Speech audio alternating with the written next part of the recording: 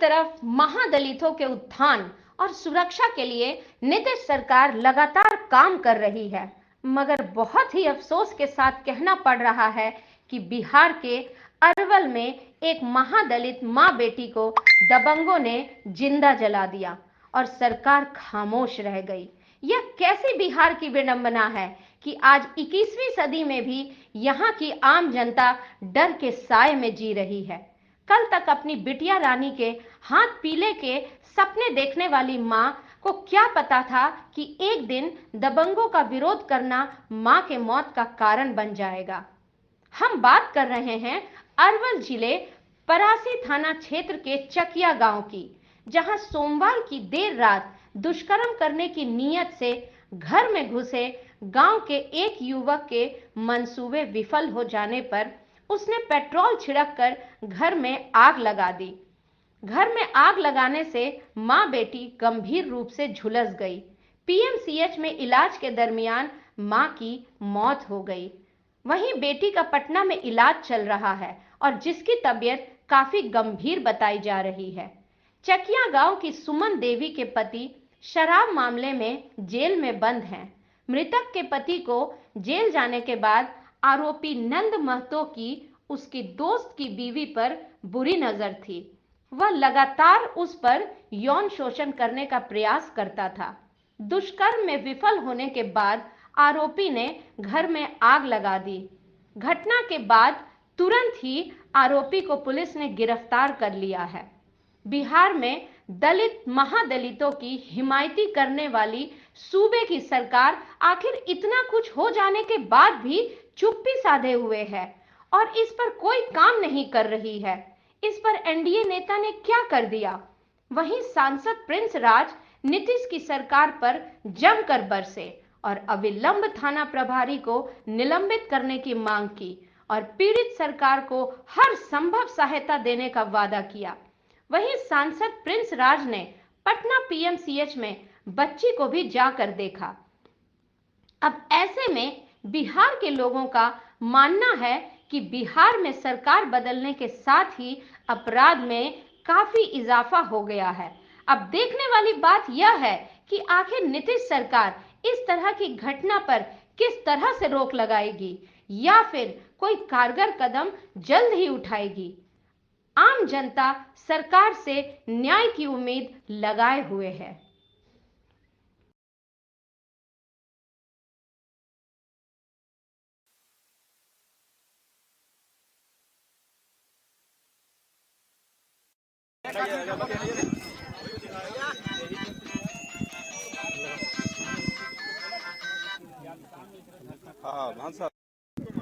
आप हमको मारा है सर। 2 दिन ताला मार दिया, निकले गांव घर जुटा था। दूसरा में सर हमको बेपानी करने के लिए बोल रहा था। हम बोले कि हमको आदमी नहीं है कि हम गलत काम नहीं करेंगे। उसको मार के भगाए, उसको घर पर गए चेतावनी देने के लिए। उसको मार के कहें कि हमको ऐसे सबको बेटा बोला है तो हम मारे हैं, ताकि पीले खाला में बोले। हम कहे कि पीले खाला में बोल दिया, अपना माँ बहन चिंता है, हमको नहीं चिन रहा है। उसको फुआ आके हमको दोहारी पर सांझ के उसको बदली लेके बड़ी मार मारे हैं सर। थाना पर गए तो थाना पर गए तो परमिशन लिख के मांग रहा था। हम बोले सर कि अनपढ़ है सर, तो आए अथी भी वार्ड भी पुलिस कुछ नहीं की ना, वार्ड भी आए। वार्ड बोल रहा है कि आप लड़का पालिएगा कि केस लड़िएगा। हम बोले कि हम लड़को पाल लेंगे, केसो लड़िएगा लड़म। क्या लगता है कि इस मामले में पूरी तरह से पुलिस ने कोई काम नहीं? सर कोई काम नहीं है सर, कोई काम नहीं है सर। पुलिस नहीं है, कोई काम नहीं। पुलिस अगर नहीं मिला होता तो अगर 5 मिनट जैसे ही कंप्लेन गई थी करने, पुलिस यहाँ अगर 5 मिनट ले आ जाता तो ऐसा घटना नहीं घटता। इसमें पुलिस नहीं हुआ, पुलिस के आने के नहीं कारण से घटना हो गया है।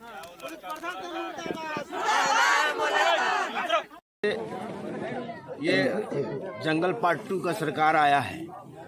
जब से नीतीश जी पासा पलटे हैं तब से लग रहा है कि बिहार में शासन नाम का कोई चीज़ नहीं है।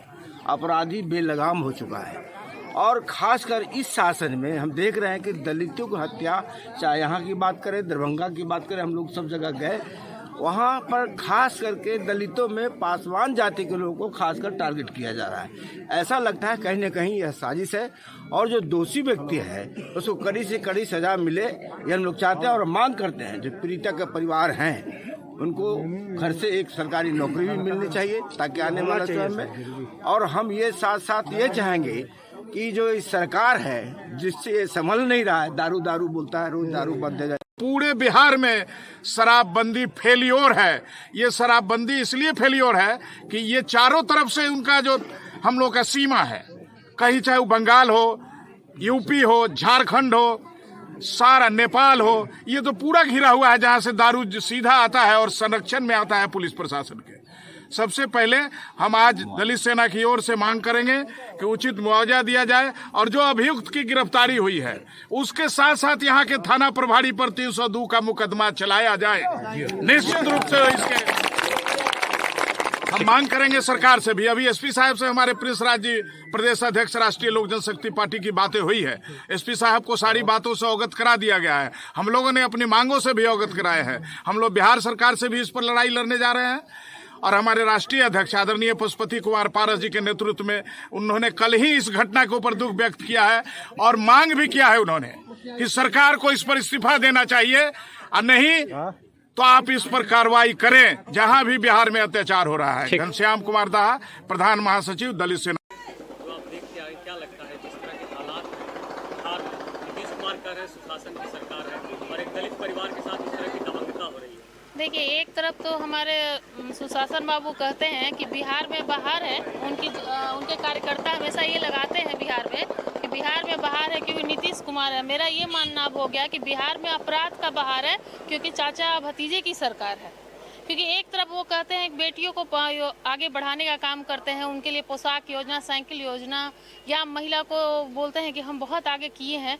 तो महिला सुरक्षा कहाँ है आज एक महिला अगर थाने में बार बार जाती है, और ये यही का बात नहीं है, आज आप परासी हम लोग गए वहीं का ये नहीं है, आप हर जिले में जाइए थाने का यही हाल है। वहाँ पे महिलाएं जाती हैं और बार बार उनसे वहाँ उनका FIR दर्ज नहीं किया जाता, उनका नहीं सुना जाता है। तो जाके पहले देखिए कि कहाँ दलित शोषित वंचितों का सुना जाता है। वो कहते हैं, हमारे उप मुख्यमंत्री जी का ही हमेशा आप स्टेटमेंट में सुनते होंगे कि कहते हैं कि 24 घंटे के अंदर कार्रवाई, सुनवाई और ये दिया जाएगा दवाई। तो कहाँ 24 घंटे का, कहाँ 48 घंटे हो गया, उस महिला का पोस्टमार्टम अभी तक नहीं हुआ। तो कहाँ सुनवाई हुआ, कहाँ दवाई हुआ, कहाँ कार्रवाई हुआ? तो आज उनसे पूछना चाहिए। मैं पूछना चाहती हूँ कि आप जो कहते हैं ये गरीबों की सरकार है, तो ये गरीबों की सरकार है कि जनता राज है कि जंगल राज है, ये आप बताइए। कहाँ 24 घंटे के अंदर किसी महिला का ये सुना जा रहा था? साफ जाहिर होता है किस तरीके से जंगल राज बिहार में पुनः वापसी किया है। हम लोग के दलित समाज के हमारे पासवान भाई लोग सबको ही हैं, इनके ऊपर जिस तरीके से अत्याचार हो रहा है, खुलेआम यहाँ पे धमकी दी गई, पुलिस प्रशासन हाथ पे हाथ धरे बैठी रही, क्योंकि उन्होंने देखा तक नहीं, आके संज्ञान तक नहीं लिया, और ये कहती है कि भाई आप आके किसी मुखिया से आप ये लिखवा के लाएं कि भाई आपको कंप्लेन क्या है। तो इससे शर्मनाक बात कुछ भी नहीं हो सकती है। आप देखिए, हम लोग यहाँ पे पीड़िता के गांव में आए हैं, हमारे सामने उनकी माता जी का हमारे सामने शव रखा हुआ है।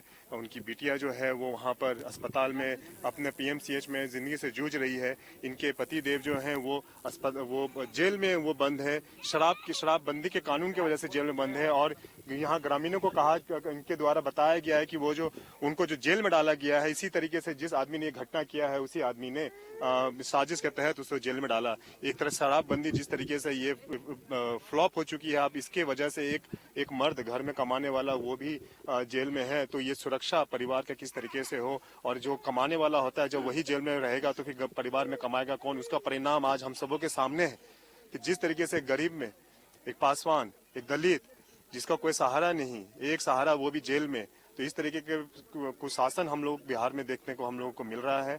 हम प्रधानमंत्री से कहेंगे कि इस पे पूरी कड़ी इस पे जांच हो, जो अपराधी पकड़े गए हैं उस पे कड़ी से कड़ी कार्रवाई हो, और यहाँ जितने भी हमारे पासवान समाज के जो यहाँ पे पीड़ित हैं इनको इंसाफ मिले, और इनको पूरा इनको इसका जो नाइंसाफी हुई है उसके लिए इनको इंसाफ